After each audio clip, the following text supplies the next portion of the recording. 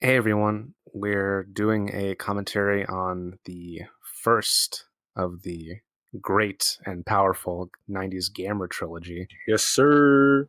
which is they're just the best kaiju movies ever made. And if you haven't seen them, yeah, don't talk to me about that fucking Godzilla motherfucker. I don't want to see that son of a bitch. This is the real shit right here. So if you have your own copy of the movie, me and my friend, oh, what do you want to be known as? What can viewers call you? I can go by Brando. Yeah, me and my buddy Brando, we're gonna do a commentary on this shit. And if you have your own copy, you can sync up with us when we do three, two, one, go. You can press play and listen alongside our commentary, or you can just Hell listen to yeah. it as a podcast. Three, two, one, go.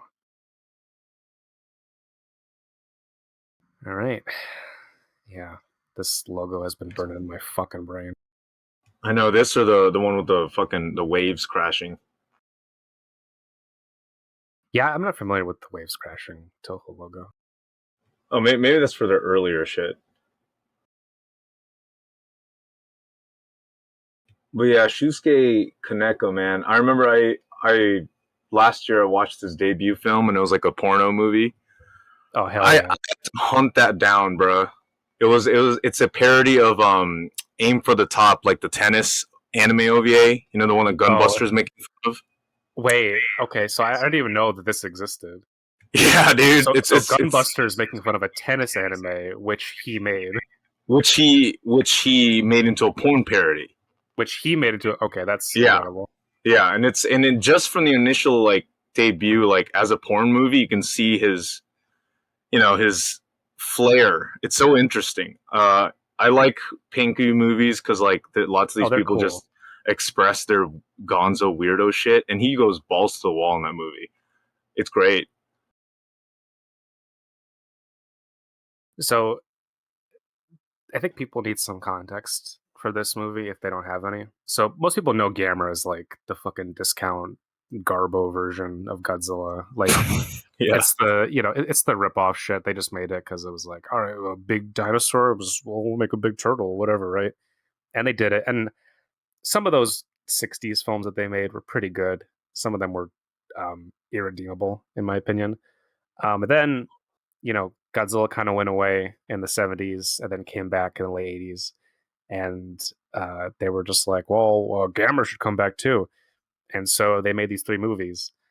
Um, and I don't think they intended to like start off as a trilogy, but this one was very successful. So they just kept making them. And in my opinion, like this is like the high water mark of kaiju cinema. And I oh think a yeah, lot of people who like only really know, a lot of people like they're like, oh, I know the first Godzilla movie and I've seen Shin Godzilla and like maybe some of the American ones. And like that's like their kind of idea.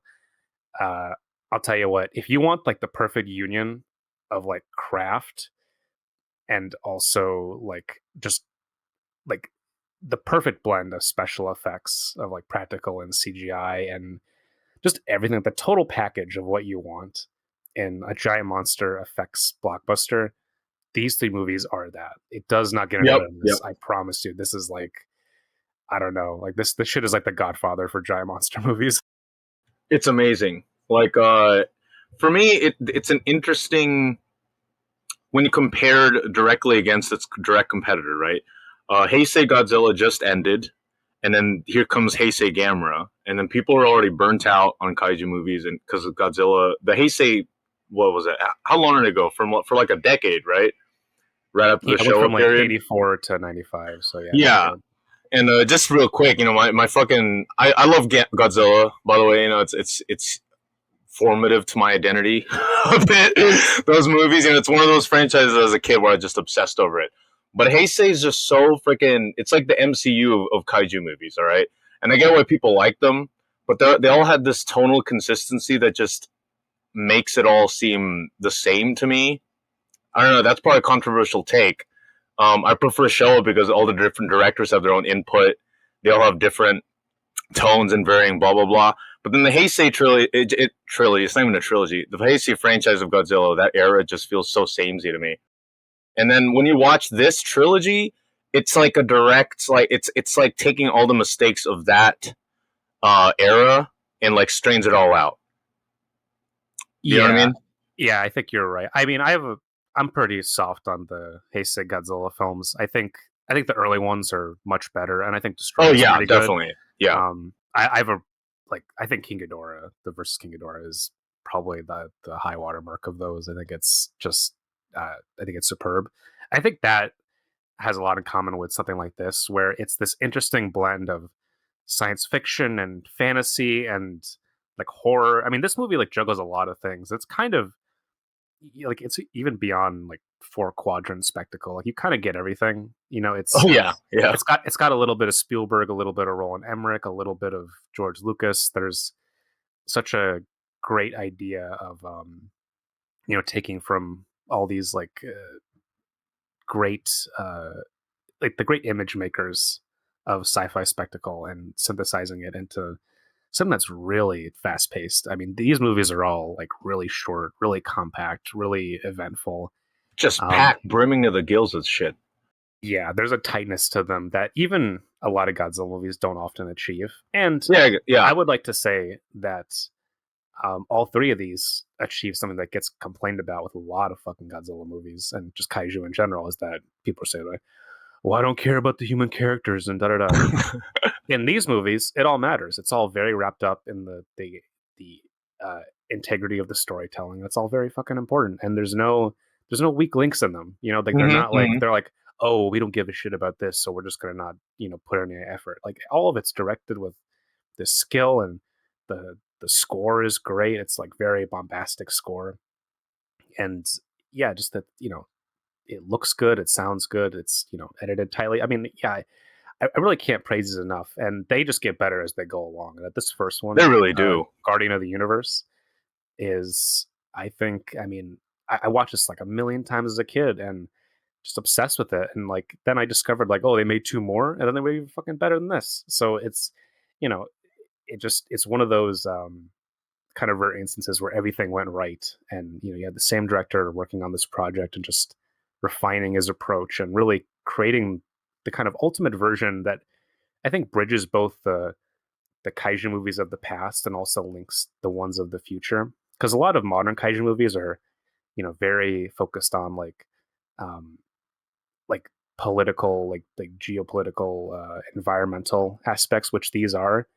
But this also has a lot of like the goofy, crazy, like hyper.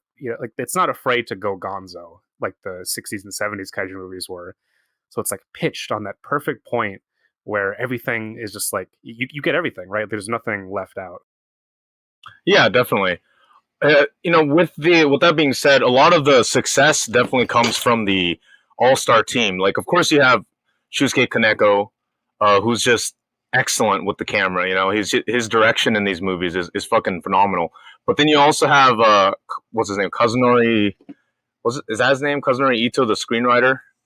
Yeah, Kazunori Ito, who worked on. He's a very famous like anime writer, right? He rewrote the screenplay for Ghost in the Shell. He's a frequent collaborator Yeah, with Mamoru Oshii. he So worked with his him on the dialogue and spectacle, and he fucking yeah, worked on yeah. Dirty Pair. Oh my god, I didn't know that. Yeah, Really?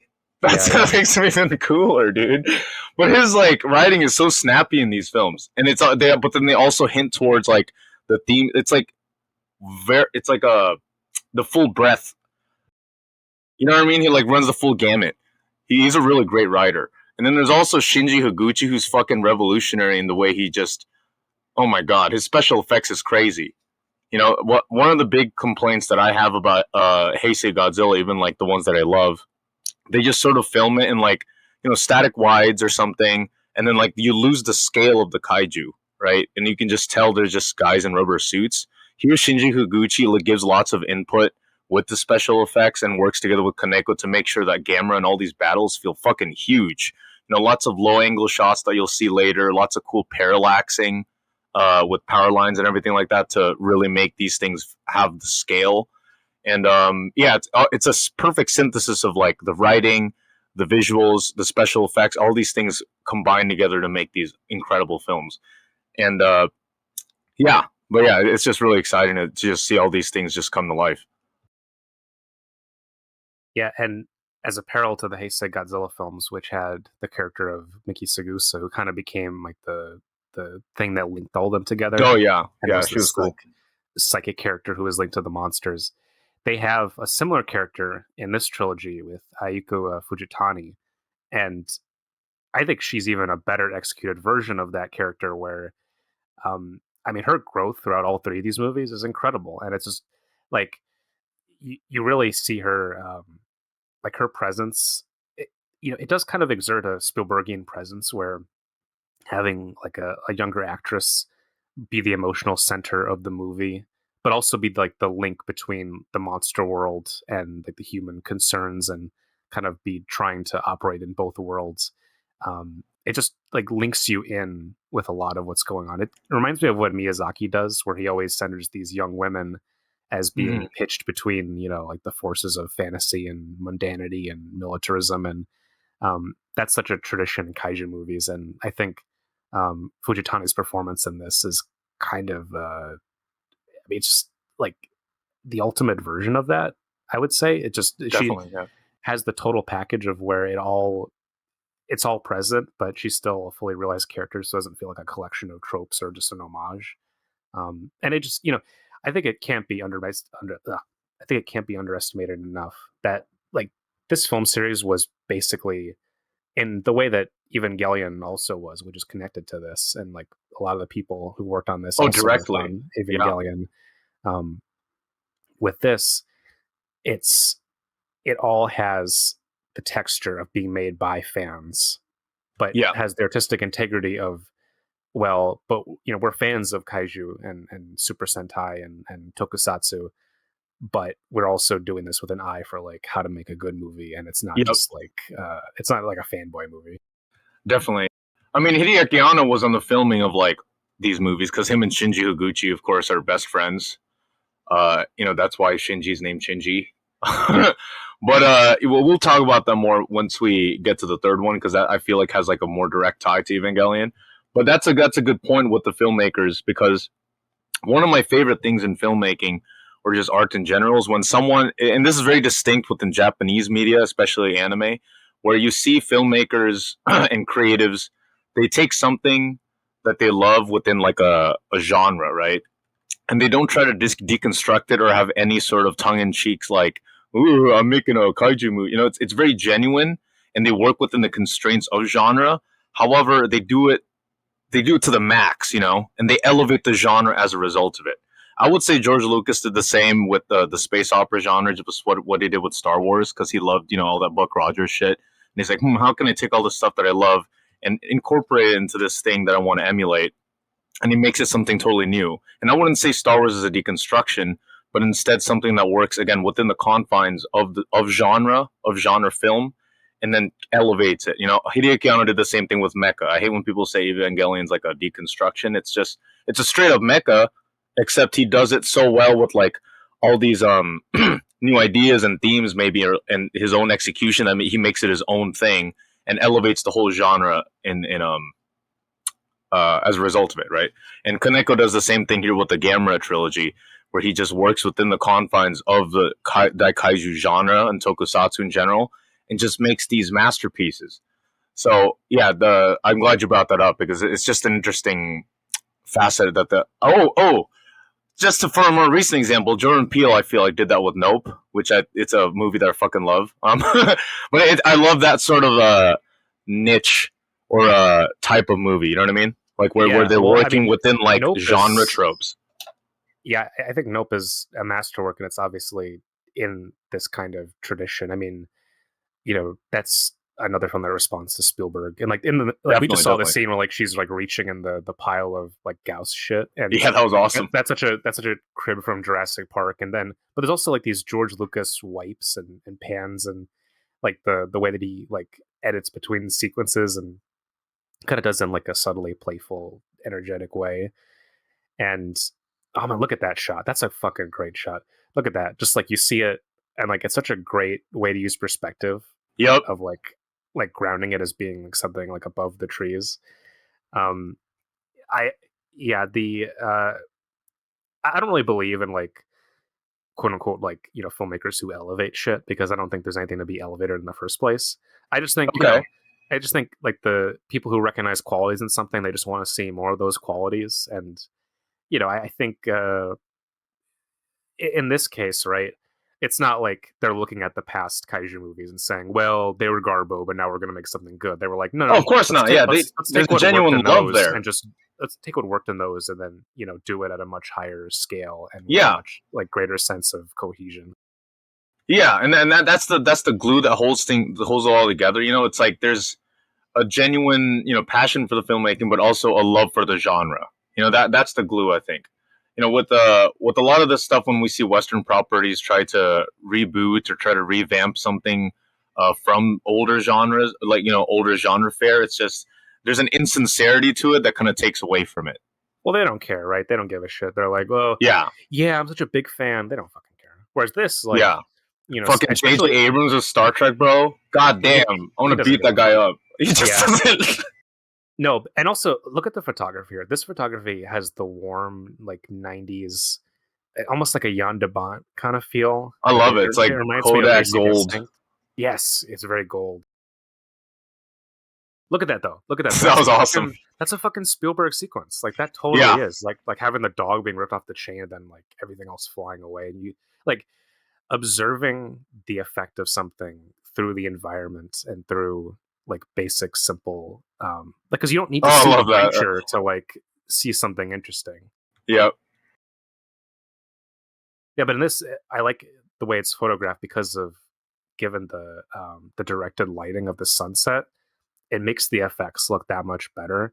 And it doesn't like because of the focus on practical, you don't I think a lot of like films kind of have this thing where it feels like the visual effects exist in one world and then everything else exists in another world. Yeah. Whereas in this, because the lighting plays such an important part, you look at this and it's like very apparent that like this, right? Like we're having a direct interaction between the person and the special effect. And that never really happens now, where like everything feels like a bouncy rubber ball. Whereas this, you have like uh, the idea that these two things exist in the same space. Oh yeah, we need to talk about the fucking look at that. Oh, that's incredible. Um, the idea of like the self defense forces in these movies compared to in It's Godzilla Godzilla. movies, yeah. Yeah, it's fucking night and day.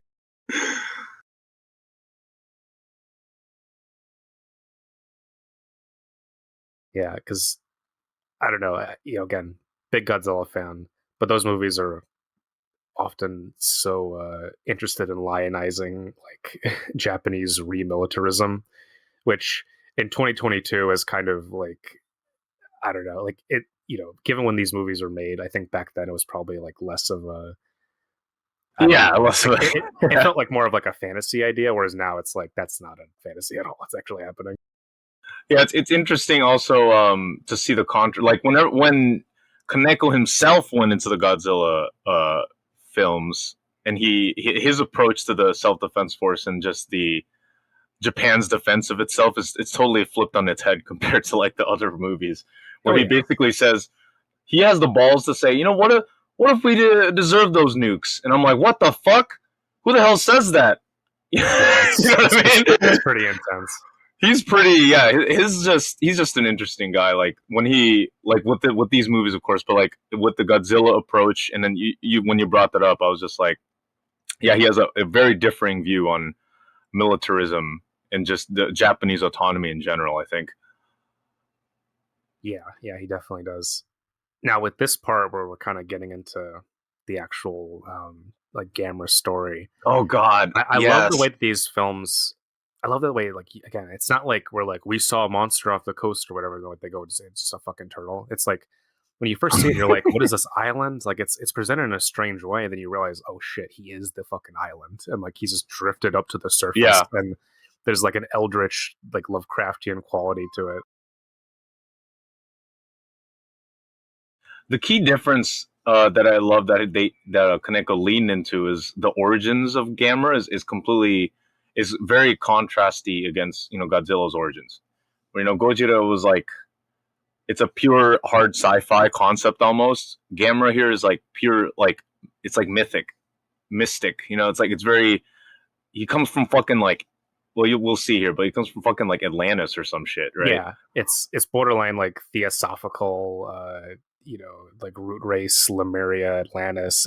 Yeah, It's got all that cool quality to it, which you don't, even like the modern American Godzilla movies have this thing where it's, oh, they're like animals, but they were yeah, mythologized as yeah, gods. Whereas yeah. like this, like Gamera, like no, he literally is like no, he was a god of these people. Like it's not, you know, I mean, I know they go into like they were engineered with Atlantean technology, but it is done in this more mythological way. And as these movies go on and on, they get more and more, it becomes less sci-fi and more like magical fantasy. And by the Definitely. third one, it's like it becomes this metaphysical battle between like the forces of entropy and stasis, and I know. and his Godzilla movie GMK also has this quality where it's about like Shinto animism and seeing these creatures as like not products of like you know Mhm. nuclear power, but more as like the Earth itself rising up and having its own idea about what reality should be. Yeah, they're pure mythic figures in that movie. Even Godzilla in that movie is like possessed by all the souls of the people who suffered from Japanese war crimes and shit. Even if he Which had that is hard like sci-fi background. it's the most metal thing ever. I Can you know. imagine like a giant monster? It's like, oh yeah, I'm like an embodiment of like all the fucking like Unit 731 guys or whatever. You're like, I holy know shit. it's horrific. And then he fucking blows up a school, and it's like a giant mushroom cloud and shit. And you're like, oh my god, Kaneko, it's just going so hard. Going It's hard.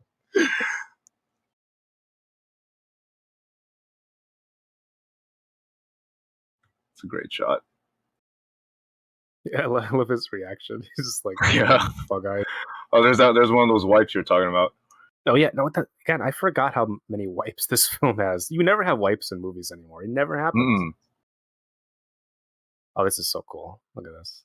Look at this. Yeah, look at this. This is Yeah, an that's actual what I'm set. talking They about. built a Yeah. real set, did this whole thing. As a kid, this really fueled my imagination. It really did. Like I was so impacted by the imagery and yeah, I don't know. It's And I love that there's still a sense of mystery. I mean, even in the span of 3 films, we never go to Atlantis or anything.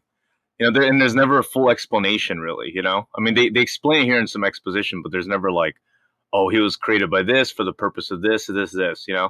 There's a sense of, like you said, like the Lovecraftian mystique, and I love that, like the mysticism and the well, the touch of the mythological. stone and it's got like a warmth to it. There's like this idea Yeah, of it's awesome. merging the mythic and the biological and yeah, I never noticed it as a kid, but now as like an adult, I see like on the edifice of this pillar, this like almost Kubrickian pillar, it has like Norse runes on it. Yeah, it I'm looks pretty like sure. Anglo-Saxon or like, yeah, Old Norse something. Yeah. Yeah, maybe I just tossed out that theosophical comment just as like a side, but maybe Maybe, that was, maybe, yeah, it that goes was deeper more than you right than I think. thought. Gamera, the lost Aryan, the first Aryan turtle. Yeah, I don't know. Oh Yeah, my god, I forgot about the element. It's like built around him too. yes, it's so He like cool. sheds it off. It's awesome. Also, we need to talk about how the Godzilla 2000 that movie ripped this shit off with the fucking the UFO in a good way. I like Oh that shit, yeah, but I it love totally that. ripped this off with the idea of like the Orga, creature being encased in the stone. yeah, Orga, the Vor ship, the Vor kaiju. Dude, I swear, my friend Noah, he keeps bringing up Jordan Peele. Definitely watched Godzilla 2000 and put that kaiju into fucking Nope. Oh, you're not wrong. I didn't think about that. You're absolutely right. And I'm like, yeah, that when it started transforming at the end of Nope, I'm like, whoa, it's just like that kaiju from Godzilla 2000. It really is. Like it's even got the expanded mouth and everything.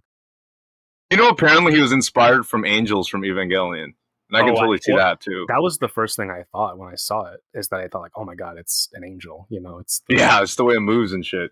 yeah. Well, it's that kind of like slow creeping grace that those angels have. Yeah, they're horrifying, but they're beautiful to look at.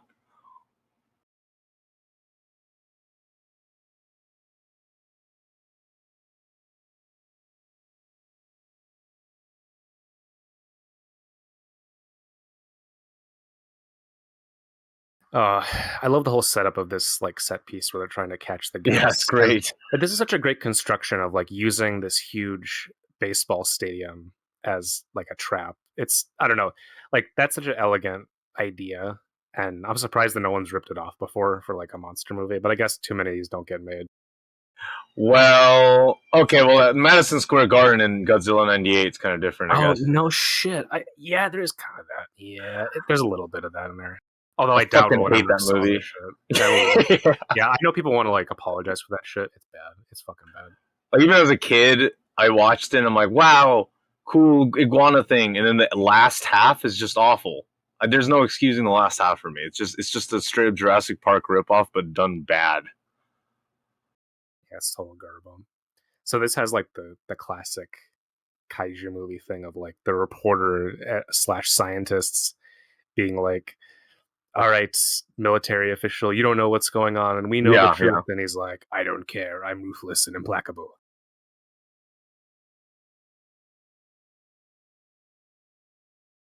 See, I wish more American movies do this. Just yeah, rent out a fucking some kind of big location. You never see this, and like all this would be fucking like a set or green screen or something. Yeah, like in Godzilla King of the Monsters, they're in that baseball field. Oh my god, there we go. They were luring King Ghidorah into that baseball stadium in King of the Oh, Monsters. that's right. Yo, you're fucking exact. God damn it. I hate that movie too. That movie's garbage. Actually, I really like that movie, but yeah, I Oh just realized no. that. Now, I okay, can see why people hate that movie, though. I have okay. So this helicopter, right? I have a theoretic about Okay, movies. yeah. A movie is never unimproved by having helicopters. Like people getting on and off helicopters, helicopters flying around. Yes. And I think this is the Tony Scott rule: is that the more helicopters you can add to a sequence or a shot, the more exciting it is. I do. I And remember. I don't know who said it, but it was like helicopters are like the most cinematic vehicle. I forgot who said that. it is. It's the apocalypse now. Like, oh, look at that shot. Look at that. That's That's beautiful. great. That's Yeah. so good. Yeah, just like every movie could be improved. Just add a fucking helicopter to it. Like that part in Heat where fucking Pacino like gets on the helicopter to go chase him, and he's like, "Drop me off!" And like he gets in the car, and like the helicopter's blaring, and the score is not the score. The Joy Division song is going. This is fucking awesome. You can't go wrong with just throw helicopters and everything. I don't give a shit if you're doing some kind of small indie mumblecore drama. You fucking rent out a helicopter. Yeah. Just have like someone getting off it or getting on it. It's cool. It's just cinematic.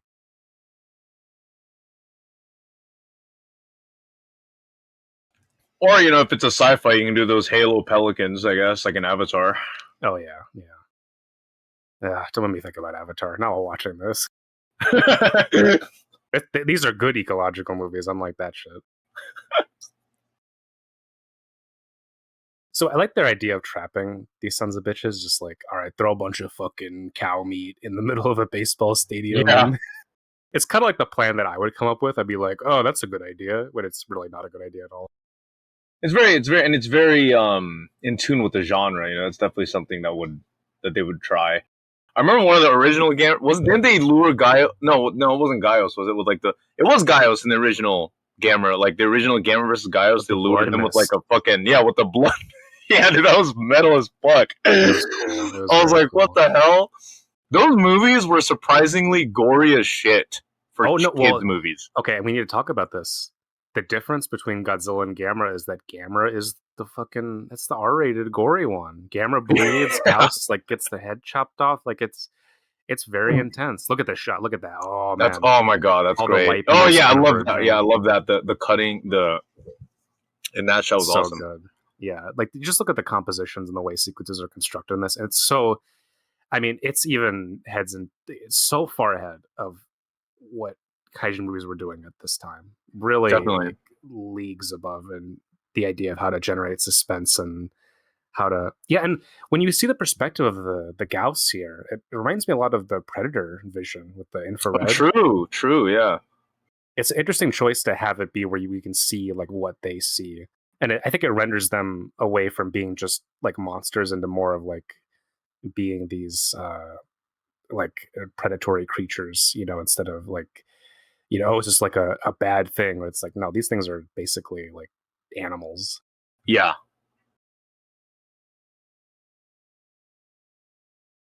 Oh yeah, love a good old '90s Oh yeah. grid generator.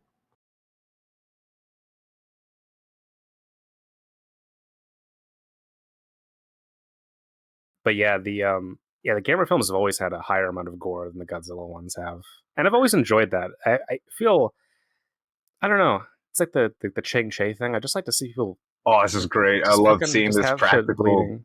Oh yeah, like the practical Yeah, the puppets eating the practical meat. Gaios eating. Yeah, it's So awesome. cool. It's great. And pun unintended, but that gore stuff did bleed into the Godzilla films themselves.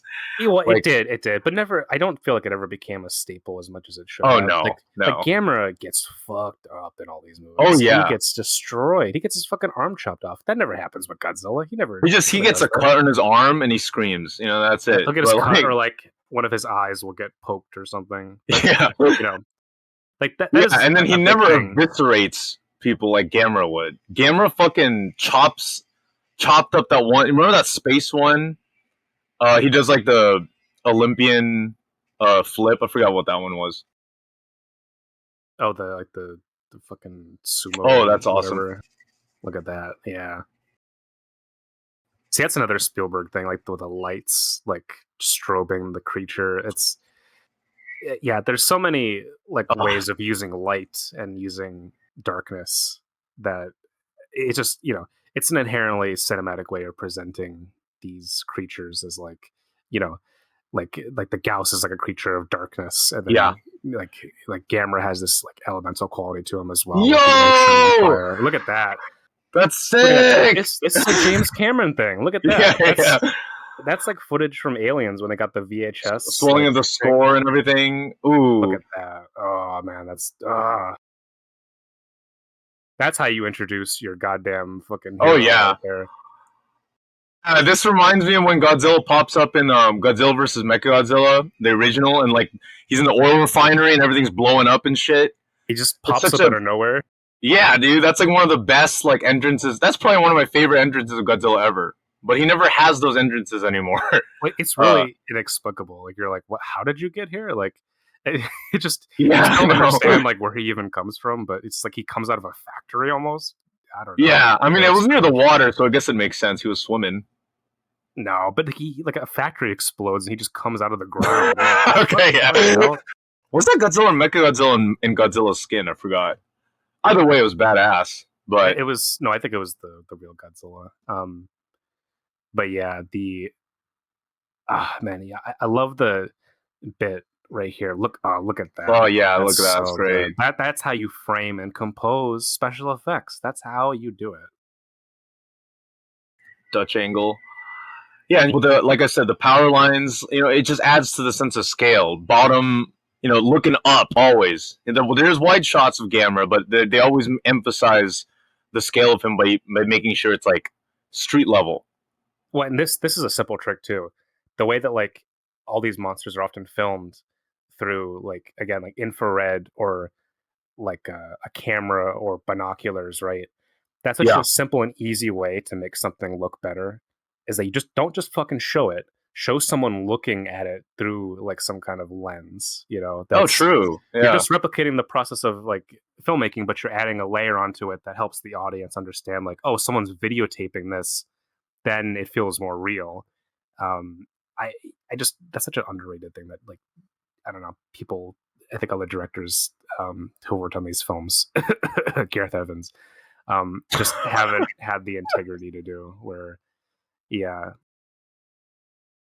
yeah, but I love this like seeing the news report, not just like as a news report, but seeing people film it and the idea of this being um like capturing this whole thing in the moment and the speed of it, and it really like propels you into like, oh man, like what the hell is going on, like this guy just showed up, like what, it's just so bizarre. And look at this too, it's like it's not just exposition to us, right? Like we're seeing Yeah, it this, ties it back to the it's that she's seeing it, right? It's an in yeah. character thing.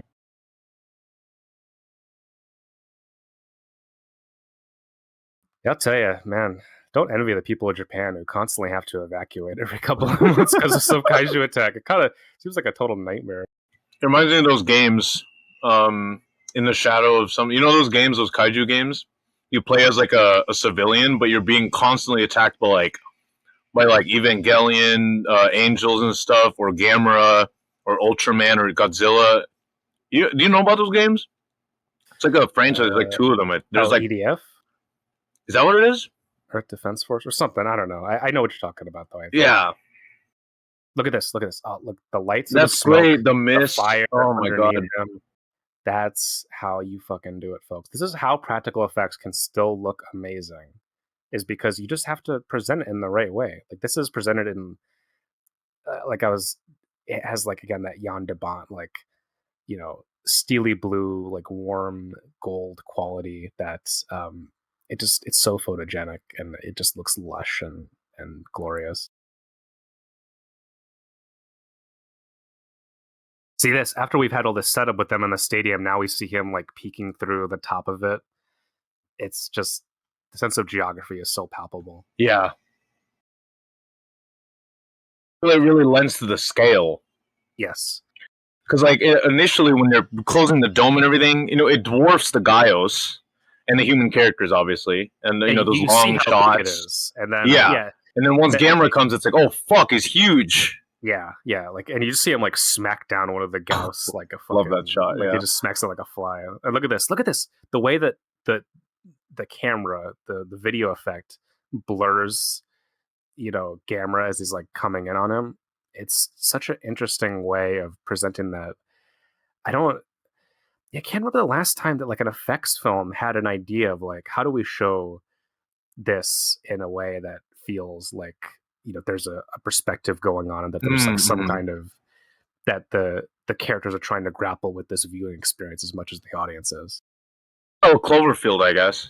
Cloverfield, yes, you're Yeah. right. That is a good version of this.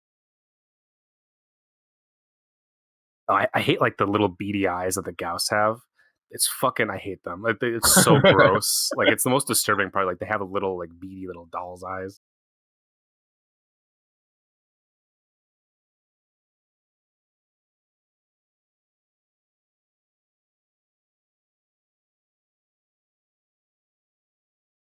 Oh yeah, I love like the weird Gauss.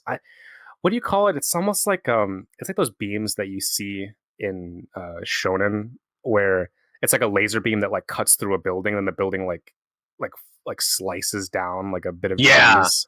I don't know what that's yeah. called. But yeah, I don't know what's called. It's just those anime lasers. yeah, but the Gauss have that. It's such a cool like idea, like the just like a pure like it's like a butter You knife. can tell. I'm pretty sure, like the Shin Gojira, when he when his Yes, it laser is breath, that. it is definitely like It's the Gauss Hideaki style. Anno was on set here, and he was like, "Dude, Shinji, you gotta like make this, but like times 10 because it's Godzilla this time." Yeah. No, it's Oh, yeah. this is perfect. Look at Like this. it's so fucking silly that he's flying, but then the way they present it here makes it look fucking crazy. It's awesome. Wait, no, this looks like the stuff in Nope, right? Where like you really get into the idea of like this is not just like a regular creature. This is like some kind of Some kind of crazy shit. and I've always thought it was a cool.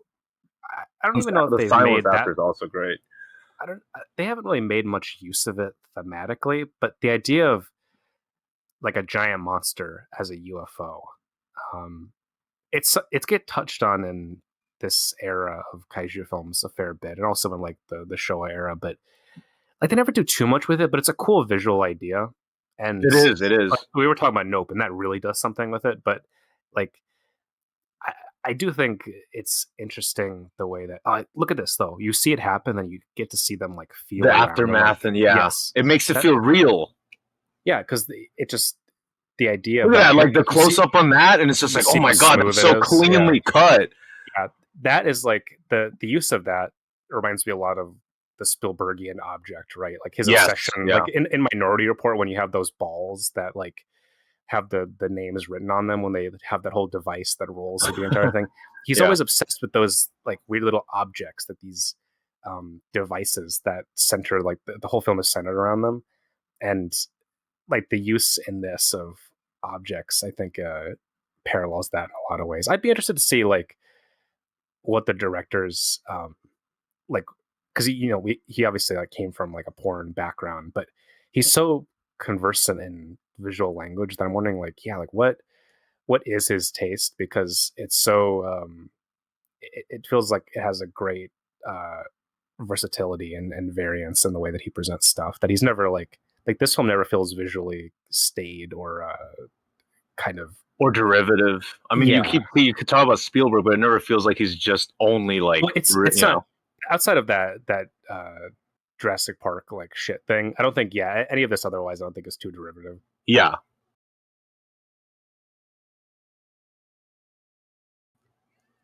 I also love how it just shifts perspectives to like just random people, Yes, but that yes. aren't even central to the characters. Well, and then yeah, and then you have this Yeah, character come in, and like yeah, there's a sense of like the world that happens outside of the story that's happening with our main three characters. Oh, this food. Oh god, anytime there's like some like really yummy Japanese food, and like I'm starving right now just watching them eat.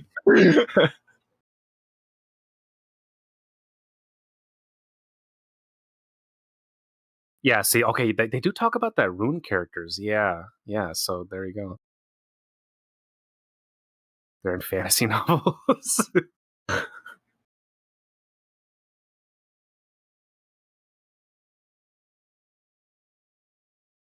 Oh I'm yeah, just obsessed with this stuff. this is like the idea of like the yeah, look at that's totally runes, and Yeah, it's like the idea like Gamera is like the like Atlantis was like the root civilization, and everything yep. else like spun off from that, and then like all the languages go back to what that is. Yeah, I fucking oh my god, I'm obsessed with that stuff, especially when it comes to fucking kaiju. Like my favorite kaiju growing up and still now is like Mothra because she's the only like mystical other than like King Yeah. Caesar, I guess. Fucking King Caesar. But other than King Caesar, she's like the only like mythic, like spiritual kaiju. You have to pray to her. She comes out and it's never a science thing, and she's always like reincarnation, etc., etc. But then Gamma really just goes full into it way Wait, more. this is like Helena Blavatsky shit to the ancient civilizations of Japan. Like, Yeah, dude. Oh, I wish I watched these as a kid. I would have fucking ate it up.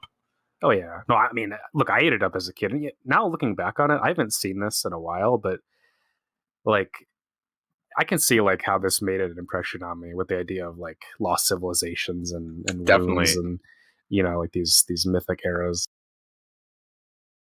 How does a grown ass man not know what Atlantis is? That's my question. I guess I'd figure it was maybe less like uh monolithically known in media in the 90s or before. I, Yeah. I don't know, maybe. Well, maybe in Japan, because I know Atlantis was huge here in America, in the 50s and 60s. Yeah, see, there's some interesting ideas here being like I'm not going to say that this is like them trying to like leak some truth into the mainstream, but the idea of like a living like biological UFO coming from Atlantis, and like there's some things get said, I think, in movies without the creators intending to like make a statement about them, and I feel like the guys here are so keyed into science fiction and fantasy that they're like, you know what though, like we actually are kind of getting too close to the truth. I don't know if Hey it's a man, giant turtle, but Monsterverse and the fucking Hollow Earth. No, I still believe in the Hollow Earth. Just for no, the me record. too. Like, listen. If you're listening to this commentary and if you don't believe in the Hollow Earth, shut the fucking thing off. Close the fucking video. I don't want to talk to you Get anymore. out of here. Out of You're in here. the presence of two guys who believe in fucking. That's just I believe dragons are real. Yeah, dragons are real. They're called dinosaurs. They're called dragons. Whatever. Fucking Gauss is real. I don't fucking know. Who fucking knows? Who get? Yeah, nobody knows. That's the But I'm point. telling you, if you aren't That's why open, it's awesome. if your heart isn't open to the possibility of Gamera being real and from Atlantis and also being a UFO, I ask you, do you have no heart? Do you have no feelings inside your soul? Come on. Look at how gross this is. Like the emerging from like this is like the horror stuff that I think these films do a great job of. It's like really gross and decaying, and like there's a nice macabre element to them that Mm. doesn't make them um, like really safe and easy to watch. Because as a kid, I was pretty scared by like the Gauss. Like they were scary. Man, I can imagine. Now, this is also like the classic tokusatsu thing of, Yeah, oh well, we have two monsters, but we think that the good one is the bad one, and the bad one is lesser bad. Like that, this happens all the it's time. classic. And even in the fucking MonsterVerse, it's just how can we trust Godzilla? He's a Yeah, Titan yeah. too, So Which it's funny because we watch these movies and we're like, "Oh, you're stupid. How could you question the giant monster who like blew up a whole bunch of shit?" yeah, and then the third one really makes you question that. Oh yeah, the third one goes out of its way to critique this kind of scene very Yeah, much. But yeah, you were mentioning the kind of mystical aspect of Mothra, and man, MonsterVerse movies they missed out on that so much. They really fucking dropped the ball, like I because they had all know. they had all this stuff where it's like, oh, Hollow Earth and ancient cultures and all this stuff. But then they were like, okay, Mothra, but nothing. Like, there's no cult around her. Like, you don't really even get the fairies. Like, it's Like you have the fairies apparently, but they're just an Easter well, egg, And I'm just like, ah, it's a like a wink, wink. pussies. I know, like come on, show them, like they're there, but they're like if they're like in the dark corner of your screen, and you have to like fucking squint to look at them, and I'm like, that's just pussy shit, man. I want mystical shit. Like one of my favorite kaiju that's never been realized. Have you heard of Bagan? Oh, Baggin, yeah, I love that Dude, son of a he's bitch. awesome. His design, his origin. Look I at that! really Look at wish that shot. that Oh was my god, awesome. him Holy coming shit. out of the ocean. I That's totally forgot about that shot. it's an That's just Evangelion thing right I there. know. And the juxtaposition of his size and his speed is terrifying. You're like, oh fuck. He's It's like like he's a going rocket. Mach 6 or some shit. Like he's a giant turtle. It's I so good. Kaneko's so good with this shit. Like he makes such a silly concept of a flying turtle who spins and shit and makes it in a way where it's kind of scary, Like the scale you really think about like, okay, what if it was real? That'd be pretty terrifying, especially with the jet beams coming out of his leg holes. You see it wide first of all, right? Like you just get the full scale of it with like him in the ocean Yeah, with these islands exploding out around of the him. water. Yeah, Boom. I always say like people who complain about shit in movies are like that's corny, that's unbelievable, that's unrealistic. Nothing in movies is realistic. It's all lies. It's all bullshit. It's all Yeah, framed yeah. deliberately. So it doesn't matter like what's a lie or what isn't. That's not the It's question. What all a matters lie. what matters is how is it presented? How is it framed? How is it edited Yeah. and brought together in a way that's interesting, right? And the way that again this movie deals with the presence of kaiju in its world is fundamentally interesting in a way that I don't think you know I think a lot of movies now when they frame special effects they're like what is it we're that goddamn like Sonic the Hedgehog, those movies that have been coming out, it's framed like a goddamn CW show. It's not like this at all. It's like you have these crazy creatures, but you never feel like the wonder and the interesting parts of them. This is a fucking hedgehog who's running like a million miles an hour, and like you're like okay, nothing. Like I haven't, it has no effect on me. Like no wonder, no sense of like it's just passive. Whereas this is not passive filmmaking.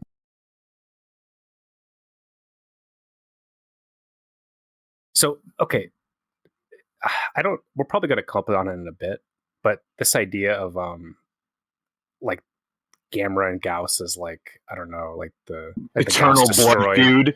Oh, like they destroyed Atlantis, and then Gamera was like the protector of Atlantis, and yeah, like tying that whole. But yeah, like the idea of like the giant monster, the feud throughout the ages. I think Gamera has done that so much better than the Godzilla movies have. Because Godzilla, you always feel like Godzilla's a bit above it all. He's like, I don't give a fuck. I fought a billion guys. I don't have any feuds. You have feuds with me. Okay, I don't have it with you. Whereas Yeah, yeah, he's just an alpha cad. yeah, it was a Gamera. It does kind of feel like him and Gauss. It's kind of like a Batman Joker thing. It's like, oh, we're always Yeah. gonna be doing this, you bastard. There's like a almost a hatred or a spite in Gamera's eyes, Yeah. No, which is explored more in the third one. this is my favorite sequence in the movie. I love this. That look at that. Look at that. Look at the way that the camera Yeah, goes the up. camera panned up was great. It's a reference to the first Godzilla film, where like you see him coming over the Yeah, hill. over the hill. Yeah, Yeah, look at that. That's so good. Oh my god! Like the fact that like they're in the middle of this bridge, and it's like, I hate it. As a kid, this scared the shit out of me. Like, and the way that the Gauss is designed to where like when he looks head on, like it's like you can barely see his eyes because they're so like perpendicular on his head. Yeah. Oh man, I love that shot.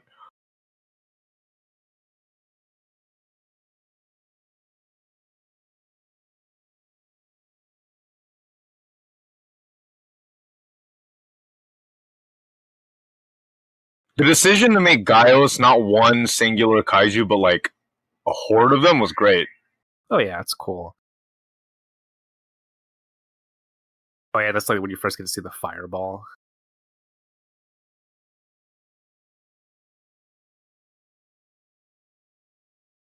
And this like There's our War of boy. the Show is like coming through the trees. Yes. That's so good. Now this is like when you first get like a good look at him In the daylight, yeah. Yeah, and something interesting about Oh shit! I forgot about that. oh my god, I forgot about that. That was like those explosions when they blow up the ghosts in Panty and Stocking, where they just like Yeah. Oh my god, yeah. that was like a Michael Bay shit. Oh man, yeah, I forgot about that too. That was great. So so Gamera's design in this, um, I like that he's like very much like still recognizable, but definitely like very Modernized, yeah. different from the way that the Showa version was. And what's interesting is that like his look really evolves over the course of these movies. And in this one, he's a lot more kind of round and I don't even know, like Friendlier, you know? friendly. Like not his eyes are bigger and like he doesn't. His look gets like really more sharper and kind of daggery. Oh yeah. In this Yeah, one, the third one, he looks menacing in the third one. yeah, in this one, like his, you know, he's got like a an empathic quality to him that I think Definitely. has a link to the Showa era more. And they obviously kind of move away from that. But It also eases audiences into it because then we start seeing him as a hero, you know? yeah, yeah. And then Well, by the third one, when they want you to question it, it's just like, you know, they distance themselves from that imagery. yeah, it's kind of what he does in GMK, where he takes the irises away from Godzilla's eyes, and just like he just has blank white eyes. Fucking yeah, demon. I just love them looking at this shit, like you see like this motherfucker rocket away, and look, like, he's still staring. He's like, Yeah, he's like, I can't oh my believe I God. just saw that shit. But I love like just having this experience. He immediately just concludes like the smart thing and just be like, yeah, I think Gamera's with us. Like I think he's Yeah, yeah. He put his hand over us and he's bleeding. I like that shot, that close up of his bleeding hand. yeah, yeah. You know, it's like it shows the vulnerability. I like vulnerability in heroes, Also, of course. it brings him into contact with our characters. And Exactly. Yeah. I think so many monster movies have this idea that like again they exist in two separate realms and we have to present them in like this detached way, but you really don't have to. They it's important that it feels like yeah, like he's has this interactive presence, which these Gamer films, you know, even going back to the show era, I've always had where like he'll pick up people or like Yeah. you know he'll take kids on like a UFO ride across the universe or something. Yeah. That's the difference, I think, between Gamera and Godzilla. Like, I love Godzilla, but he's never been like. He's always just been apathetic to the affairs of human beings, you know? He doesn't give a shit.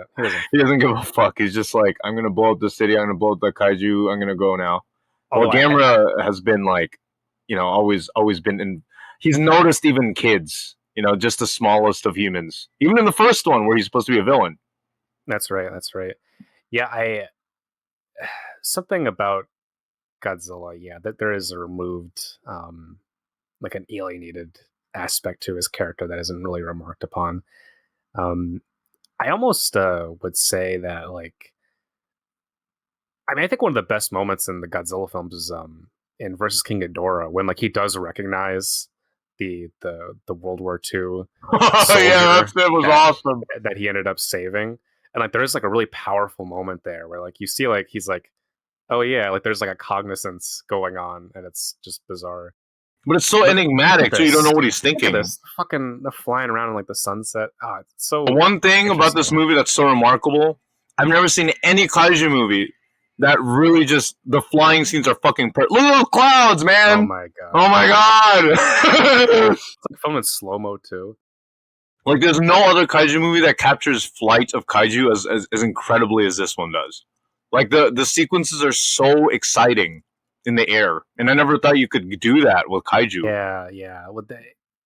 It's it's tough, right? Because you have like not a whole great sense of scale when you're in the clouds and in the air. But Oh yeah, but I think yeah, he frames it in a nice, interesting way that alleviates a lot of those problems. Oh, like the helicopters all coming over. Yeah, yeah, that's so sick. that's a great like ominous shot.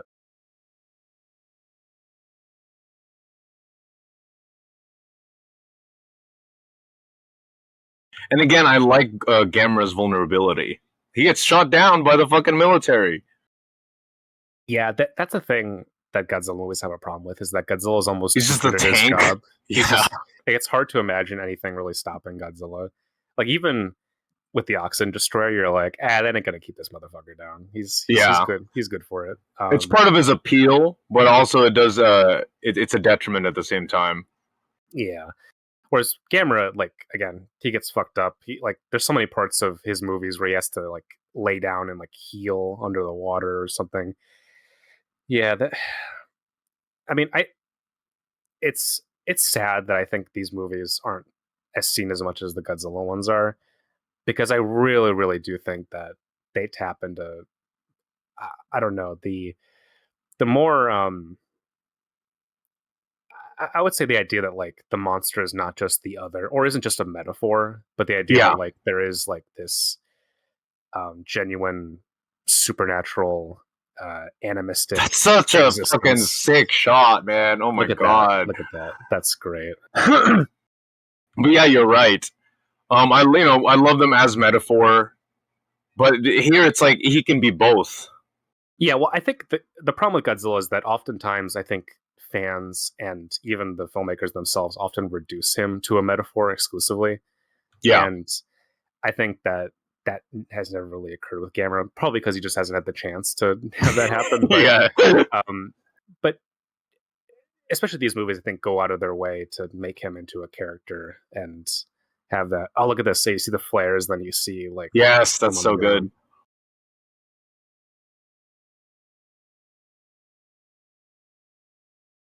Wow.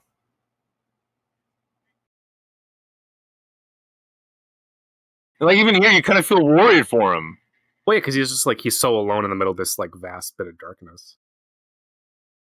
He's dwarfed by the mountain. Yes, It's just really yes, good framing too, and you saw him get shot down by the military before, and then this is also right after you see him defend those guys from the Gaios. So it's just yes. it's a great moment for the audience to empathize with him. Yeah, look at the way like look at how blue the night is I in know, these, and you got like the warmness of so the street lush. lamps. You don't, Yeah, and you don't even see this in Heisei Godzilla either. The lighting's so flat in most of those movies. yeah. That's it's not great. They don't. I I think up until yeah, even like versus King Ghidorah, as much as I like it, the lighting is a bit fucked up and flat in that. But it's just Yeah, I really love that look at that. movie. This is a great human moment, like where he drives with the Yeah, barricade. yeah, yeah. This taxi cab driver that we just met a minute ago. I like the idea that he like they just decide through the writing and direction just to like why don't we just express his character? You know, like you were talking I about love earlier, the those. idea Yeah, of the like portraying minor characters in these little vignettes across the movie. And this isn't a long movie either, so it's like there's a sense of economy here. But yeah, like the idea of like showing that this guy is not just like I think a lot of movies would abstract his character into being like a plot device or whatever, like a one-off joke. yeah. He would But drive away. the idea of like this You're on your own, cab lady. driver, You yeah, know. I like the idea of like this cab driver who like is he's had to like go by the traffic laws his entire life, but now like because of the monsters, he's like fuck it, I'll drive through the thing, like Yeah, it's cool. it's just a nice human moment. Oh Oh man, no, he's on his back. Oh my sick. god, you feel fucking terrible for him. Yeah, this is such a great like you as a filmmaker you want to be like we have a turtle monster, we gotta have a point in the movie where the monster's on his back, right? Like he's so excited. Yeah. Look at I this, like love those beautiful close-ups of the atmosphere. Gaios and like it's the sense of speed when they do a close-up of the profile shot of their face. Yeah, it's a little bit shaky. Ooh, Yeah, so this is like great part that I think these movies, like Godzilla movies try to do it sometimes. This does it so much better where like she's linked to the creature. So like yeah, when he gets sliced across his arm, then she does as well. And it's really visceral. And it puts you in like the moment you're like, oh man, like it takes it away from being like, oh, this is a giant monster being hurt to being like, oh, like no, this is a like a life that is being a like life, yeah. yeah, that is being damaged here. God, the lighting is just so good, even just in those in the people shots. But yeah, I also like like I said, it takes all elements from its source material, like from the Showa stuff, and expands upon it. Like the gore and blood and stuff, it's used not just for exploitative. Wow, green blood. It's like, oh fuck, he's bleeding. Like it Yeah, takes it and makes it and plays into the empathy and the character more instead of it just. takes it out of the realm of gore for its own sake, which I do like. It takes it out of Oh, that I realm love and that. Yeah, it takes it into using this as a storytelling device. exactly.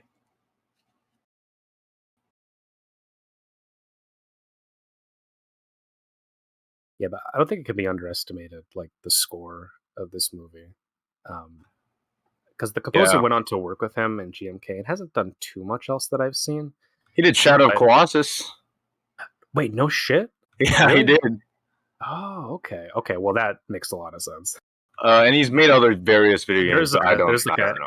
there's an elegiac quality to it, that you also see in that game. The idea of like these giant creatures having their own like symphonic accompaniments. Hmm.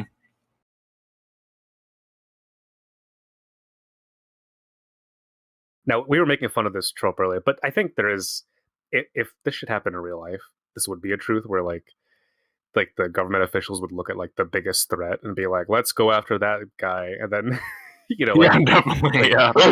just to the negligence of every good bit of common sense.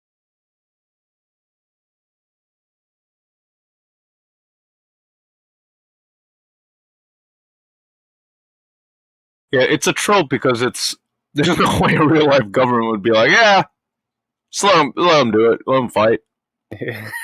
What the fuck? What the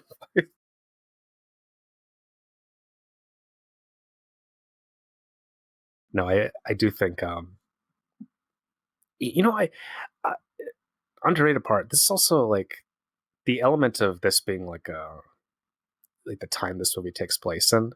There's always like a fan around in the background of a scene, or like we see the setting sun a lot. The idea of like this being like this like Dog Days of Summer movie is interesting. That's true, huh? Yeah, because I never noticed it, but yeah, there's always like a fan in the background. There should be more sweat, Yeah, well, yeah, you're right. like You're a right. Tony Scott, like like really dynamic light. They already got the dynamic lighting down. Just put more sweat. Yeah, well, I mean, the thing is, though, Tony Scott did like some shit where he would like lather people up with fucking baby oil and all that nonsense. He existed in some like hyper world that the rest of us don't. I love it. You watch it and it's just it elevates the film somehow. Yeah, see, this is interesting. So they're talking about like yeah, the idea that Gauss and Gamera were designed right. That they're like creatures who are like not clones, but like they're like artificial life forms.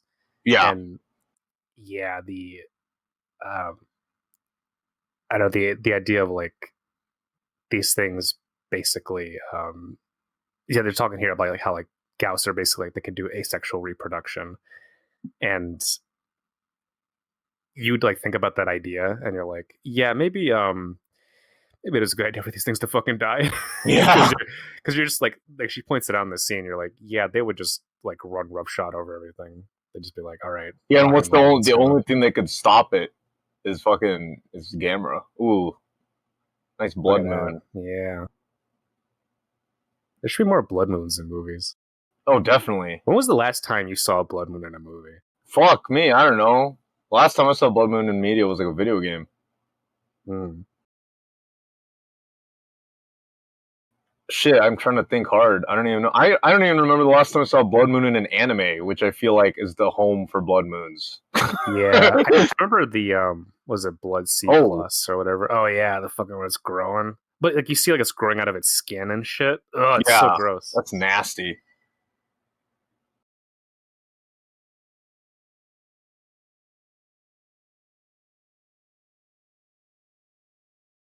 Well, this thing of like, what can I do? It's like, well, I don't know. With that metal, yeah, you know what? I would really like to have that necklace. The Yeah, necklace that that she would be has. pretty dope. Okay, Yeah, speaking of Spielbergian object, that's also one of those, right? The necklace that definitely. allows you to communicate with the strange creature. It may have been a coincidence.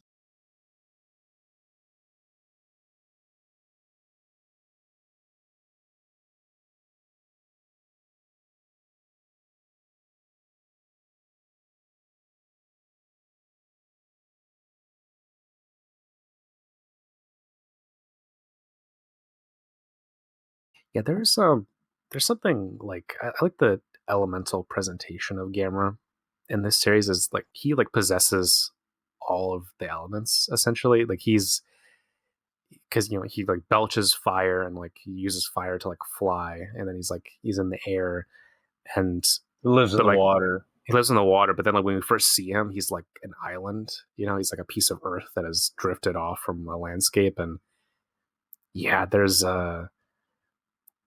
yeah the idea of like him like yeah representing like the four elements of the earth and Gaia and like the trumps of the tarot and yeah there's Godzilla usually doesn't have a whole lot of that. He's usually like almost like this totem of a creature. Yeah, Whereas like Gamera, like we were talking about, does have these metaphysical, spiritual, elemental qualities.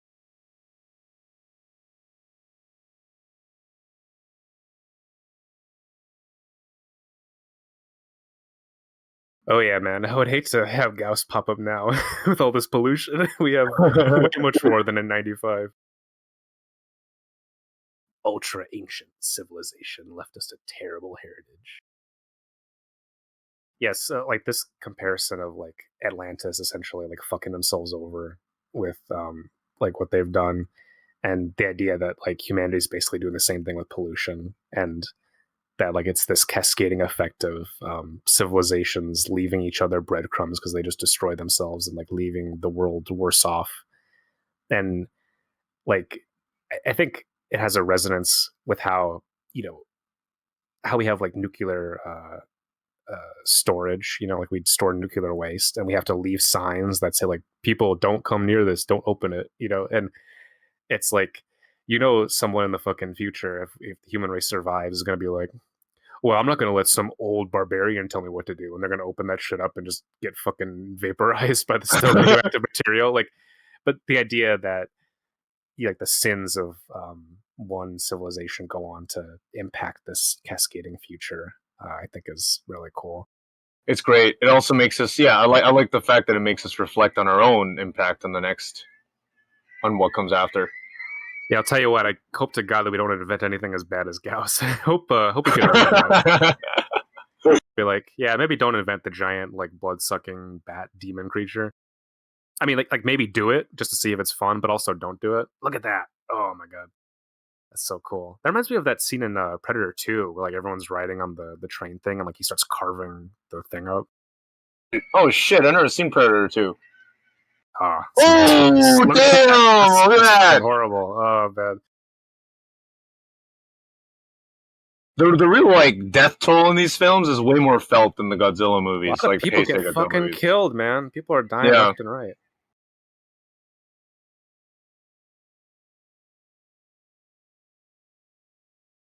Yeah, Tokyo. There's a lot of floodlights. A lot of floodlights around. I don't know if I've ever seen like floodlights. I mean, I know they're in Chicago, but like they're not like we're not constantly turning on the floodlights and being like, all right, pan them around. It's not yeah, like they're Gotham not. City. Whereas Yeah, in this, they're. you can picture them just constantly shining in the sky. I think it was implemented after the Gaios came, maybe. Yeah, yeah. They were like, we need to. Can you imagine being like the stockholders of floodlights being like, oh man, my investment is finally paying off. Finally paying off. They're really suffering since the end of World War II, I guess. Yeah. The only time I've ever seen floodlights is for like a concert or something, and they have like floodlights outside of a stadium. Yeah, the head of the Gauss is like a can opener. You know, it's got this like edged, It's piercing. great. Oh my god. Oh, I hate Oh it. my god. I hate it. Look at that. That's fucking The gross. crunch and shit. Ugh. Oh, speaking of Evangelion, yeah, this is like.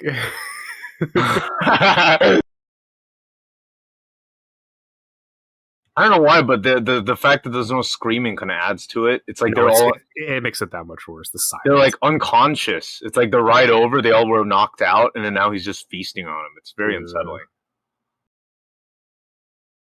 Yeah, because these movies get much more horror oriented as they go along, and Oh this, my god, this one yeah. definitely has that in it. Especially the second one, which is like very alien invasion. Well, okay, you're talking about how you never seen Aliens before, man. That Attack of Legion, that's got so much aliens in it. Oh, really? The same way that Versus Destroya has a bunch of aliens rip-off shit in it.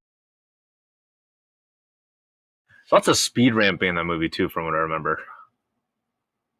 Yeah, not too much in Aliens as far as I remember with speed ramping, but yeah, for Versus Destroya, that definitely has a lot of that.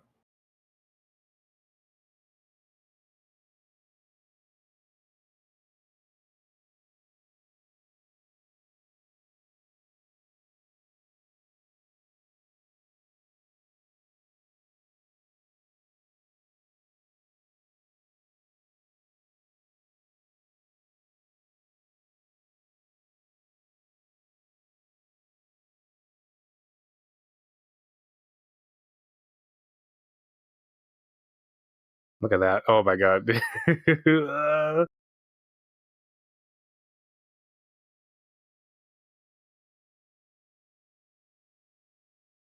Yeah, the explosions in this movie are like some of the best. They're just totally like it's like blow the fuck out of this place.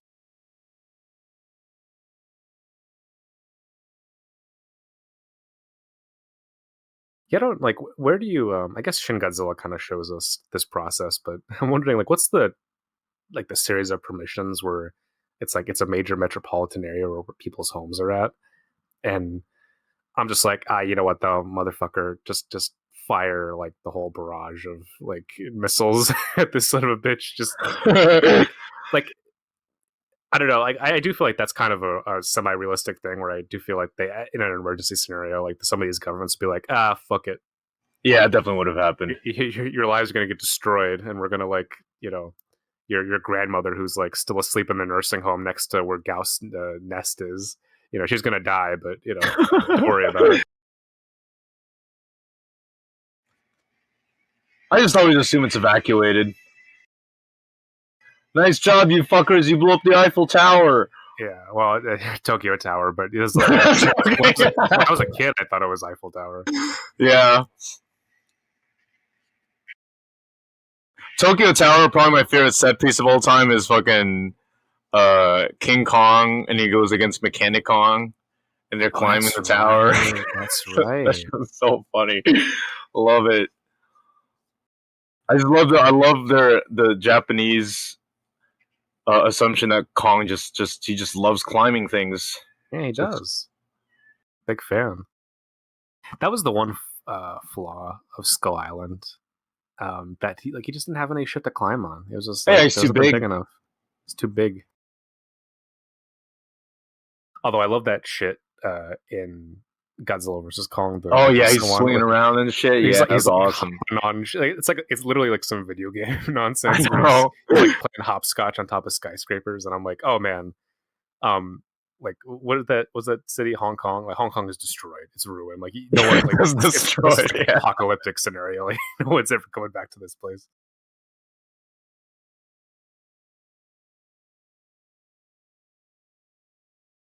Yeah. Do you feel like King Kong and Godzilla have like political opinions on the PRC Hong Kong reunification?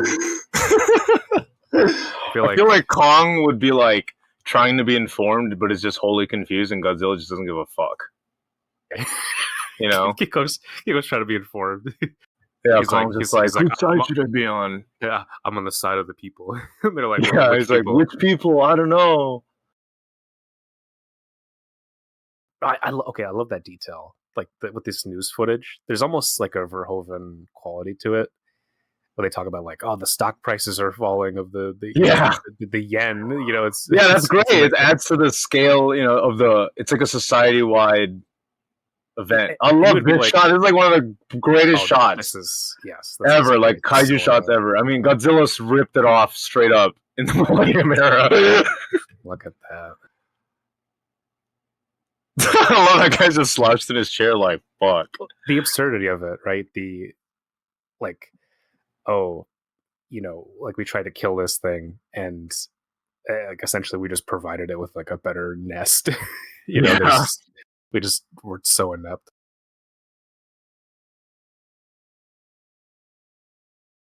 Yeah, and the scale of it too, just one of them.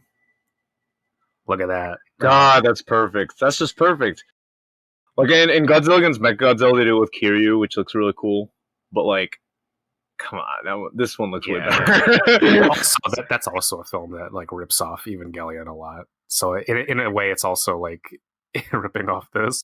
Yeah, man, I love that movie though. That was my introduction to Godzilla, actually.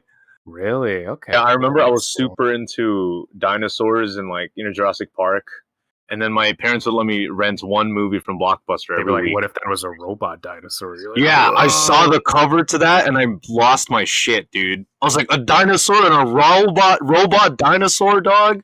Yeah, it was instant, like, fall in love sort of moment. Watch that, and from there I just binged it every week. Oh, yeah. Well, no, in a similar way. Random Mary Poppins poster. Yeah, I don't quite understand that. She's a girl, I guess. I guess. Yeah, girls like. Girls like Mary Poppins when they're in high school. They love Dick Van Dyke. They love his accent. Yeah.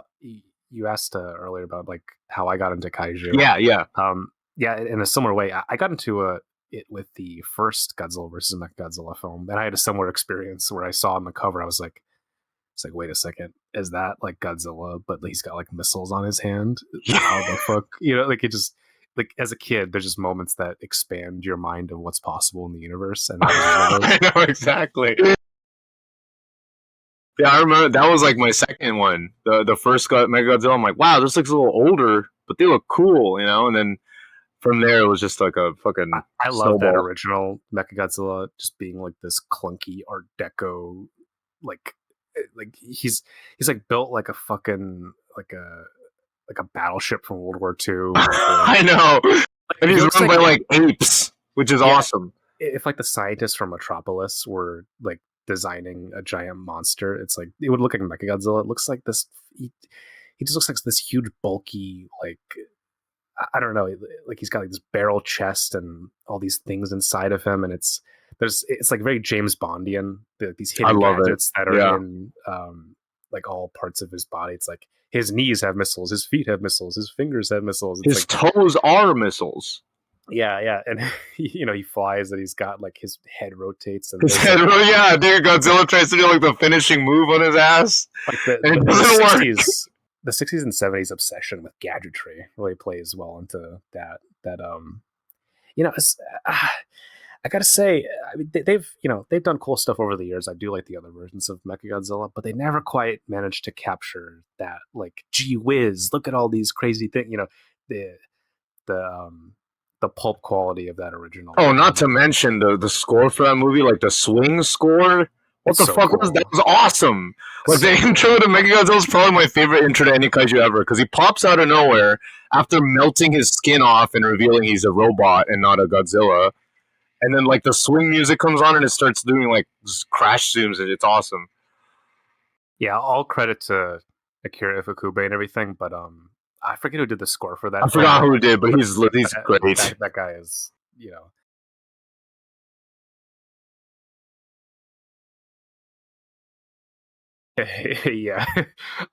These I mean, not to go like too like 9/11 porn or whatever, but like whenever I watch these scenes now, like I'm like, yeah, man, this today ain't recovering, man.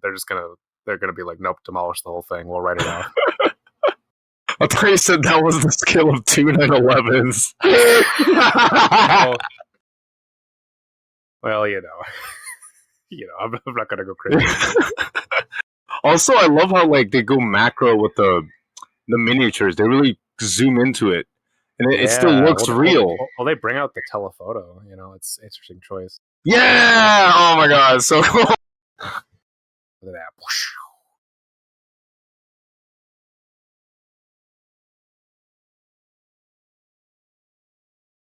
Oh, Ugh. yeah. You see like all the eggs breaking. That's so cool. That's a cool touch. Like a lesser filmmaker would leave that out.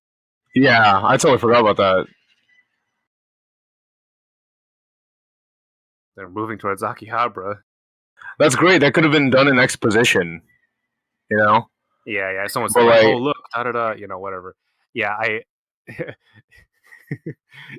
Gamera and Gauss. I wonder which one of them would be like, let's visit Akihabara. I'm a hardcore otaku. I'm obsessed. I'm into my particular shows. oh, definitely. What's Gamera's taste in anime? Look at this. This is cool. You see, He folds his wings. that was, I forgot about that. I feel like Gamera's like a boomer. You feel like he's like, He Legend likes of like, Galactic Heroes. but more like normie shit. Like, he would like fist the North Star and shit like that, you know? There we go. He's like a Dragon Ball type, too. Yeah, but like OG Dragon Ball, not Z. He's like, I remember when it was all about the Nimbus and Yeah. But he's like, he's not toxic about it. He's just like, yep, I love anime. Love it. You know? Yeah, Dragon Ball, fucking Fist of the North Star. He'd definitely like Dirty Pair. Oh my god, yes. Gaios would definitely be like the Devil Man, just the gory shit. He'd like Megazone 23. Like anything that's Gonzo from the 80s. Any like shitty dog shit OVA where it's got like, yeah. like He would go to the modern era too. He'd like Elfin Lead probably. Yeah. Like, half the show is like people having their heads getting exploded, and half of it is like women getting undressed and then having their heads being exploded. Yeah, he would just love that shit. And there was like that one hentai OVA from a while back where it's like a girl and she's like an assassin or something. You know what I'm talking about? It has like hello. I think you watched it. I think you reviewed it on Letterboxd. You didn't like it. Did I? Okay. Well, you didn't have me at hello, but I like the concept of. Oh, I think I know what you mean. I don't know the name of it, but like he would like that sort of shit. And then Iris would definitely be into fucking serial experiments land and shit like that. All those like pretentious shows that get falsely called pretentious. Yeah, and Monica, Rebellion. She would definitely be into that. Monica 3. Actually, we don't need a fourth one. We're fine with the third. That's my opinion, by the way. Why do people want a third? I mean, why do people want a fourth? Because I don't think we need it, but it's gonna happen apparently. What? I didn't know that was happening. Yeah, I thought 3 was great. It was perfect. I think it's perfect ending, but look at that. Look at the scale. You just feel them. These monsters duking it out. I love it. Yeah. Well, I mean, also the era of miniatures. I think. Look at this though. Like, see, what I'm saying with Godzilla would have been a wide shot or like a panning shot above all the buildings. Yeah, not as down below. Yeah, here it's like it's obscuring them even. And that adds to it. A good quality of this is that the monsters aren't too big. I think a big problem nowadays is that they've made Godzilla too big to where, like, showing him via sense of scale, like, it's hard to even understand like what he's doing because he's too large. He's like over 200 meters tall. Whereas they're actually not like that large by kaiju standards. So yeah, like they can be like dwarfed by some buildings. I do think hidden shit, yeah, get him. How cool is that? What, the elbow spike? That is so awesome. Yeah, look at that. You see that from the inside of the building. I love that. And he carves it up. Oh man. Adam Wingard did some of that on Godzilla vs. Kong, which I really liked. Yes, he did. Because like I was wondering how he was going to approach fight scenes, but he did it. He did it in a way where people are satisfied with the fights, and it wasn't cutting away all the time. But he also added a sense of scale somehow. Yeah, well, I mean, he I mean, I just think he's a better filmmaker than the other two guys who handled those movies. I think Kong Skull Island is probably the best in terms of action and the way that that's photographed, but Godzilla versus Kong does a pretty good job as well. I like how in that, like, yeah, it does have like this very video gamey quality Yeah. to that, where like it's like they're, I don't know, like everything's so neon and so like the set pieces are like very contained, like almost like fight matches in like a fighting game or a boxing match, Yep. and it has this hermetically sealed quality to it. Yes, let's go to fucking space, Look at this! baby! Look at this! Look at this! Why not? Let's do it. Let's go for it. I'm pretty sure Guillermo del Toro watched this. Come on. Oh, come on! Yeah, of course He definitely watched this for fucking Pacific Rim. There's no way. Like, I can't think of any other kaiju movie that does this. Takes it to space. Yeah, it's hard to think of it. I don't remember. I mean, they go into space, but they never like. Oh god, I love that shot too. Just the clouds, even though you know they're cotton or whatever, it looks good. Oh, this is great! Like the flailing, like, oh god, and it let go of me, and then Gamera's just tanking it. But he's doing like a pile driver, just like diving. Yeah, while he's getting beamed.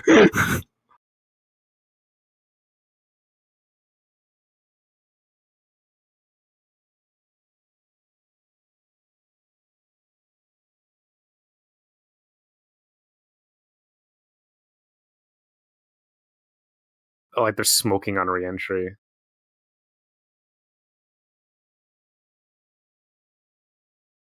Yeah, when other things do it nowadays, they're not smoking enough. Yeah, yeah. They cool off way too fast. Yeah, you should be on fire when you're re-entering the atmosphere. Yeah, I love that. Oh wait! Oh, yeah, he bites one of his feet off. Damn! He slices his own foot off. This Michael Bay shit. Yeah, shit's so sick. So visceral. Look at this! Look at this shit! Come on! Look at that! Look at this! That's glorious. That's if you want to know what cinema is, just look at that shit right there. That's magnificent.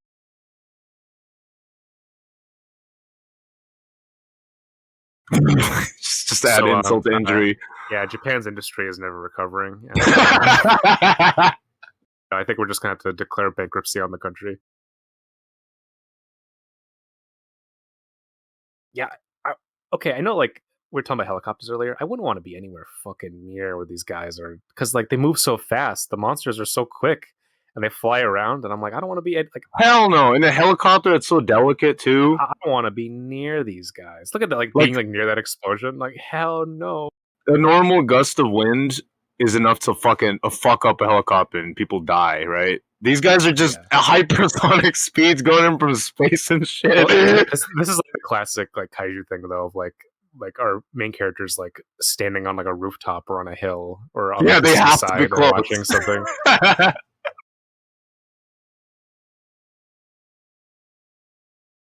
Makes sense for her though, I guess, because she has a bond with him, but still. Yeah, no, it makes sense in the story. I just like. Oh my god, this part is so sick. Part iconic. You're right. Like it brings in the element stuff again. Yes, you're right. Well, it's like he goes from like the top of the sky to like crash to earth, and then fucking all this fire. Oh, dude, him framed in the smoke like that. That's just. Oh. Got the classic standoff going on. Yeah, we really need like the kaiju version of a spaghetti western showdown, which this kind of is. There's yeah, a lot pretty of much. Show up. Look at it! Look at this! Yeah. Beam battle, let's go!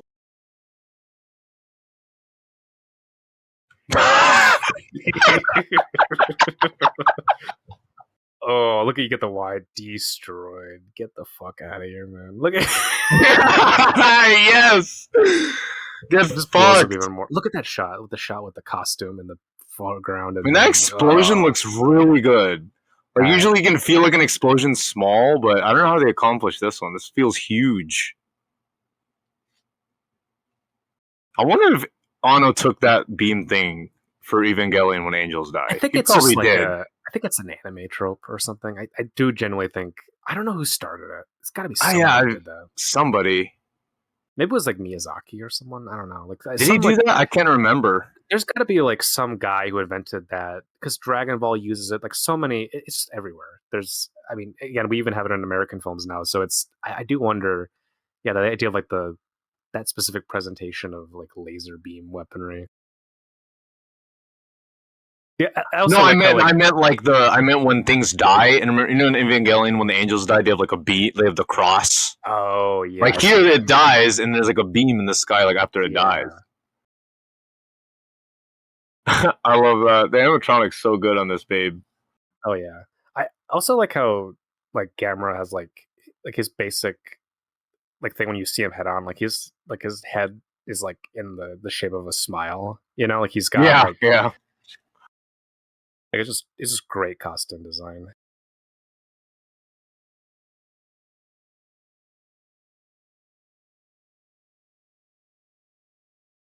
Yeah, I once went trick or treating dressed as the this Gamera, and I'll tell No you what, way. not easy to move around in. I'll tell you, it was a pain in the ass because I made the costume like drawing off of photos from this movie. Man, it is. I do not envy the performer in the suit. He's a real hero. Yeah, Tokusatsu suit people are just amazing. They are. They're the fucking unsung people. Like just again, it's why shit nowadays doesn't feel as good is because you just don't have that human intentionality behind the performance. Yeah. It definitely helps to, it lends to the feel of them being like fucking, wrestling matches. It's great. Interesting. So she says like, "Oh, Gauss could be anywhere on the earth," and we eventually say that is true. Um, I'll tell you what. Just oh wait, no, this Godzilla thing too, where like he goes off into the ocean. Ah man, fucking legendary. Man, that movie is just so. I don't remember being this fast. Like the pacing is so brisk. Well, as a kid, I remember it like just going on forever. It felt like this epic, but this is like an hour and 35 minutes. And what is this like pan flute music? It's incredible. This is so good. I oh my god, This is like this great. like new agey alt rock. Oh man, yeah. So that was. That was Kino. That's what it was. Oh yeah, boys. I'm thinking it's Kano. Yeah. Yeah. Kino all years, Gamera. Yeah, and that's just the beginning. Like, yeah, after watching after watching the whole trilogy, you can definitely feel this is like just an introduction. It's a great self-contained monster flick, though. I mean, Don't get me wrong. I think it's about as, especially considering I think this was this guy's like first big movie. I think it's hard to get better than this. As a like, you're really just. Yeah, I don't balls know. to the wall, like He knocked it out of the damn. park because I didn't see the because I saw this first because it was available on VHS, and then I saw Yeah, the third one pirated, and then I didn't see the second one until years and years and years later. So I kind of like saw them like just totally out of order. But this, yeah, this one is like burned into my head because there's so many imagery, there's examples of things that just I just saw so many times as a kid, and yeah, I just left a huge mark on. I don't know, like yeah, like watching this as a kid, and then I saw Evangelion. I'm like, oh, I know, like it's like you just have an intuitive understanding of what they're going for. oh yeah, especially after the second one and third one. Arno just straight up took some shots from it. Yeah, yeah. Well, it's called an homage. It's An homage. homage, of course, of course. I still didn't watch his. He directed a documentary about the third one. Really, I Hideaki gotta Anno, see yeah, that. I gotta see that. yeah, I do too. But yeah, man, it feels like the Peter Jackson sort of. How the fuck did you go from X to this? You know what I mean? Yeah, yeah, yeah, definitely. It like happens though. It happens though. It's just a matter of getting the right person, the right time, and giving them an opportunity, and they'll Yeah, work it's just wonders. studios. It's a lot of trust, though. I don't know how a studio can look at someone's film. Like before this, he was making pornos, but he also made like some coming of age romance shit. I don't know. I've never seen anything else. Well, the Japanese like studio system, as far as I understand it, is very much like you make your bones, you stay in long enough, and essentially like like at a certain point, you'll like you're given permission to be like, all right, here's your feature, and like they essentially hand it to you, right? And they're like, all right, Oh, this we feel like interesting. this would be the best project for you, and then like that's how a lot of people find their way into doing whatever. At least in the film industry, as far as I can grapple with. But Interesting. but yeah, I mean, yeah, it's kind of like old school, like the way the Hollywood used to work, where it's just like, oh, I'm Yeah. just a craftsman, I'm just here to tell a story, and yeah, but um, but yeah, that was Gamera, Guardian of the Universe, and just fucking banger. We're gonna definitely be recording commentaries for the other two, Oh, so for look forward sure. to that. Yeah.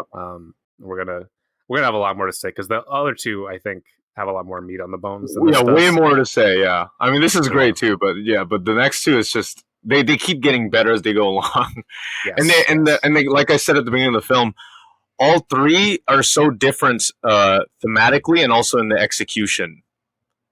Like this Yes. one feels like you said a Spielbergian, like an adventure monster movie. The second one's very hard sci-fi alien invasion movie, and then the third one's like a psychological crisis of faith sort of fucking mind fuck, Yes. Yeah. and all the themes are different, so it's gonna be very it's gonna be a ride to just dissect all three of them. Hell yeah. All right, everyone. That was our commentary. And Brando, do you have anything you want to plug? Where can people find you? What are you up to? Yeah, well, I would have said follow me on Twitter, but I got perma banned because I told a Margaret Thatcher RP to kill itself. So follow me on Letterboxd. Brando Tendi, BRANDOTENDIE. There we go. That's about it. Yeah. Yeah. I'm just gonna end this commentary by saying fuck Margaret Thatcher. Yeah, Glad amen to that that. glad that bitch is dead, and I think Gamera is too. Gamera's. You Oh, think he's Gamera's a fan definitely. of Margaret Thatcher? I don't think so. I'm not Hell buying it. no, hell no. Margaret Thatcher's anti-Atlantean, pro She definitely Gauss. was. Yeah, if she was alive, she would definitely be like, kill that turtle and give me his meat or whatever. I don't know what God that's damn it. about. I want that turtle meat. Man, Margaret, man, there should be like a kaiju movie where she's like a villain, like a proxy for her. You know, Yeah, well, we're fucking gonna me and Brando here are gonna be directing that, coming to yeah. you Keep an eye out. 2031. Yeah, keep an eye out. Watch the It's gonna be traits.